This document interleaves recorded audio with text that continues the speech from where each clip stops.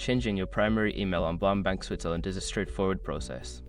Follow these steps to ensure your email is updated correctly. Step 1. Log into your account. Visit the BLOM Bank Switzerland website and log into your online banking account using your credentials. Step 2. Navigate to account settings. Once logged in, find the account settings or profile section. This is usually located in the main menu or under your account overview. Step 3. Select email preferences. In the account settings, look for an option related to email preferences or contact information. Click on this to access your current email settings. Step 4. Update your email address. Don't continue before doing this. A lot of online accounts end up exposed in breaches without people even realizing it. Use SROG to constantly monitor your email accounts and get alerted immediately if your information gets leaked online. It scans billions of breached records 24/7 in the background. And honestly, for a few dollars a month, it's something everybody should probably have.